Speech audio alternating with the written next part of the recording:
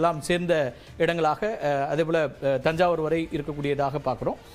அதற்கு அடுத்ததாக இந்த மண்டலங்களுடைய விரிவான தகவல்களையும் நம்ம பார்க்கணும். அப்போ தான் அதில் எண்ணிக்கைகள் பார்க்க முடியும். ஒவ்வொரு மாவட்டமாக பார்க்கும்போது அது இன்னும் எளிதாக இருக்கும். சென்னை தவிர்த்து வடக்கு மாவட்டத்திலையும் 53 தொகுதிகளில் 23 தொகுதிகளில் தாவேக்கா முன்னிலை அப்படிங்கிறத பார்க்குறோம். வடக்கு மண்டலம் அப்படிங்கிறது வந்து நம்ம சென்னைக்கு அதுக்கு பிறகு திருவள்ளூர் காஞ்சிபுரத்தில் தொடங்கி செங்கல்பட்டு அத்தனையும் சேர்க்கும்போது வடக்கு மண்டலத்தில் அதிமுக 19, திமுக 5 தொகுதிகளில் முன்னிலை.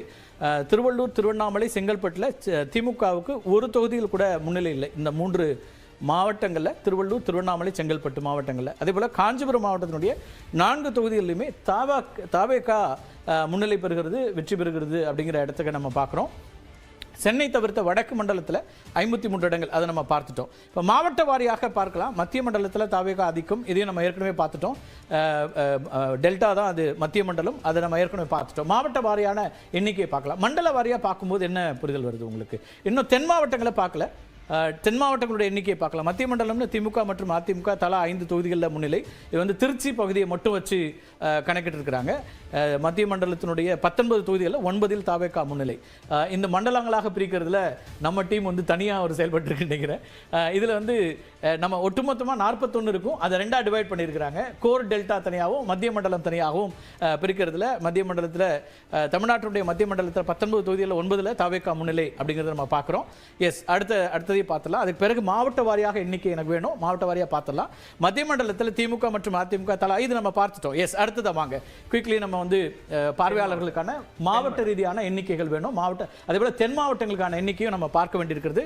தென் மாவட்டங்களில் மதுரையிலிருந்து டீப் சவுத் வரைக்கும் என்னென்ன அப்படிங்கிறதையும் நம்ம பார்க்க வேண்டியிருக்கு. அதுக்கான எண்ணிக்கை நமக்கு வரணும். இது இப்போ 4 மண்டலங்களை பார்த்துருப்போம். எப்படி பார்க்குறீங்க இதில் அரவிந்த்? 4 மண்டலத்தில் பார்த்துருக்கிறதுல டெல்டா தவிர மற்ற அனைத்து மண்டலத்திலையும் தாவேக்கா வந்து ஒரு ஓவர் பவரிங்காக டாமினண்ட்டாக இருக்கிறத நம்ம பார்க்குறோம். கம்ப்ளீட் டாமினன்ஸ் தாவேக்கா இருப்பதாக பார்க்குறோம். இது டெல்டால மட்டும்தான் திமுக கூட்டணி அதிகமாகவும், 2வது அதிமுக கூட்டணி, 3வது தாவேக்கா டெல்டால கோர் டெல்டால 2 இடங்கள்ல மட்டும்தான் தாவேக்கா முன்னிலையில் இருப்பதாக தெரியுது.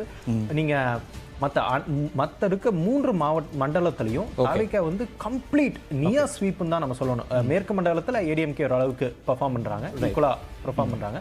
பட் நீங்க நார்த்தும் சென்ட்ரல் எடுத்துக்கிட்டீங்கன்னா கம்ப்ளீட் ஒரு நியர் டாமினன்ஸ் பை தாவேக்கான்னு தெரியுது. தாவேக்காக்கு ஒரு பெரிய சங்க் எங்கேருந்து வருதுனாங்க, அந்த entire north zone, Kanchipuram, Chengalpattu, Tiruvallur, Chennai, நீங்க ராணிப்பேட், வேலூர், திருவண்ணாமலை, இது கள்ளக்குறிச்சி, அந்த பெல்ட் அப்படியே கிருஷ்ணகிரி, தர்மபுரி அப்படியே ஒரு நியர் டாமினன்ஸ் பை விஜய் நம்ம பார்க்க முடியுது. அதுதான் வந்து தாவேக்காக்கு ஒரு பெரிய ஹியூஜ் ஒரு சப்போர்ட் கொடுத்து பூஸ்ட் கொடுத்து இந்த 100+ சீட்ஸில் உட்கார வச்சிருக்கேன். எனக்கு என்னமோ தாவேக்கா 100 கீழே போவதற்கான வாய்ப்பு இருப்பதாக எனக்கு தெரியவில்லை. மோரலஸ் அந்த 2வது 3வது இடத்துக்குள்ள தான் திமுக அதிமுகக்குள்ள போட்டி வருமே தவிர தாவேக்கா அந்த சிங்கிள் லார்ஜஸ்ட் பார்ட்டி தாவேக்கா இன்னமும் இருப்பாங்க.